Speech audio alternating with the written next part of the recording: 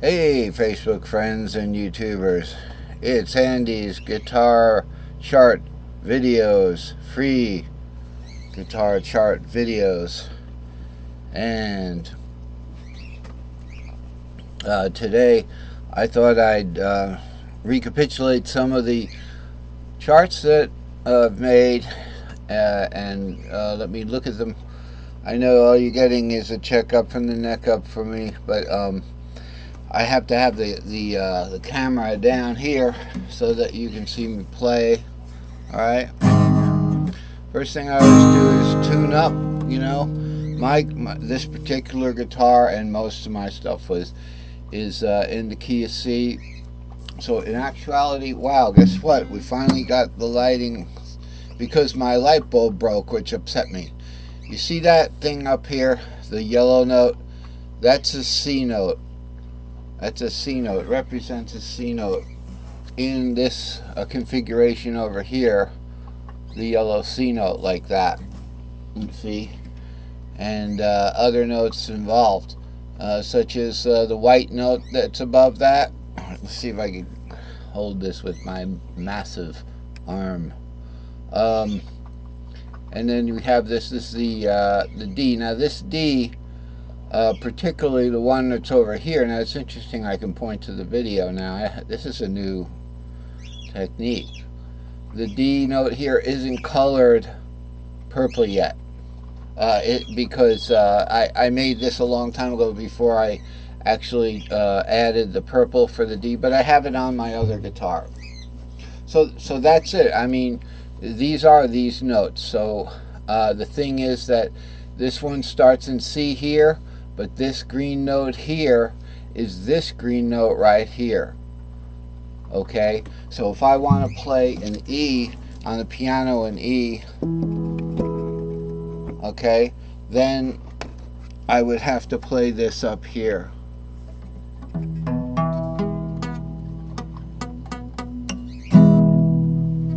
Okay, I'm having trouble getting that. I call it the fifth string. A lot, most standards call it count the strings the other way. But I'm having trouble getting that second to the highest string. Unless I really press hard. I don't like to do that. I just don't have. It'd be nice to just put a little piece of tape on my finger so it'd push that down.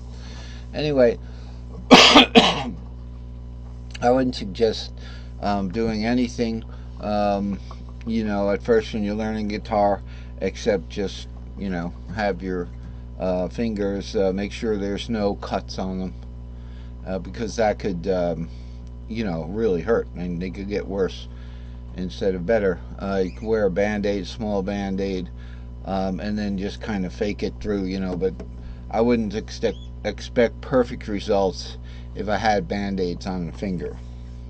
So first thing I do is, like I said, I'm tuned to C here, so I go C, F, B flat, E flat, G, C, and that's what these strings are.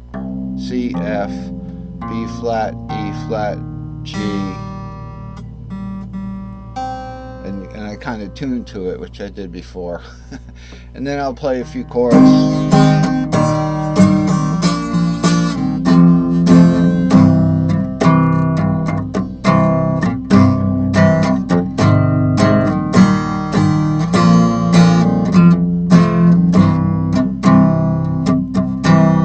And that's all 5 of the cage keys right there, just to make sure that it's playing. The tonality of your chords is going to, I've found, is different from the tonality of my arpeggio playing or scale playing. So where I might get a good or a bad sound here, good, but it sounds kind of dampened a little bit. See that particular string, I was hitting it with my finger from the string above. But it turns out this guitar is not that big of a guitar. This is why it's fun to play, because it's light and it's small. But in reality, It'd be nicer if I could get a wide guitar. I've searched the world wide to get a look at a wide guitar, but that's not necessarily what you need. And then you have the tonality of scales.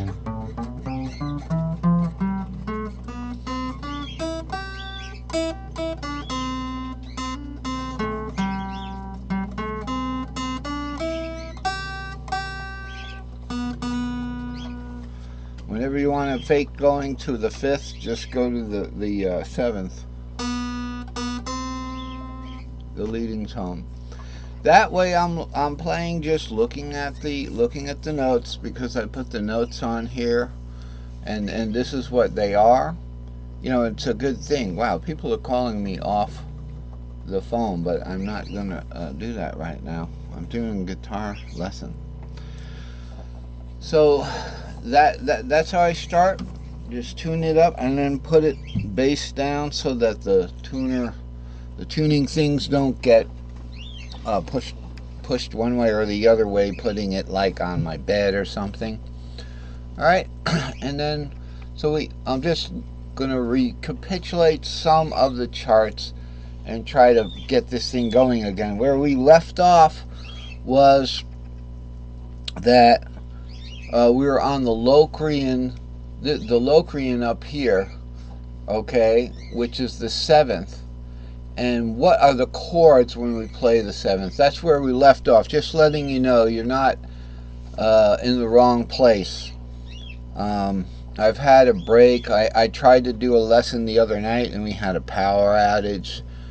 So my motivation was tinged a little bit. And then I proceeded to get into another endeavor, which is the chart that I'm doing, the new chart that I'm doing now, which is not done yet, but it's a remake of a previous chart that has all the modal arpeggios and scales on it for all 5 caged, and because I want to look at similarities to choosing chords, and that's going to be the chart 1661 things. But right now, like, what we're looking at is like chart 55, so it's about 6 charts back. And we've done lessons for this, so this is a good one where we had the I have the pattern stack here. This is the pattern stack that always works, okay, and we'll zoom in a little bit. And so this is the normal pattern stack that is used at the fret nut of. So if I put a capo on my guitar here, all right, that makes it difficult for me to be able to play, to see what I'm playing, because then I have to use an open string. But this is what you have, this much up. This stuff is because I down-tuned the guitar, so I have these lower notes. I like lower notes, because I'm kind of like a one-man band, So I like the bass notes. And if you look at the bottom 4 strings are what we're called unwarped strings. They don't deal with the tuning warp on top, the tuning difference between the third to the top string and the second top string. That's only a major third as opposed to a major fourth. So things change up there, but then they form unique chord shapes, and you become familiar with them, like the D shape,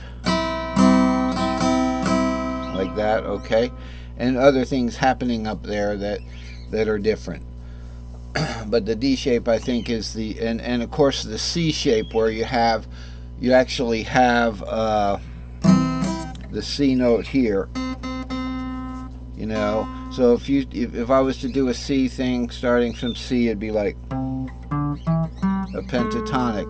But then so it has a nice little 3 string here because the C note has been raised.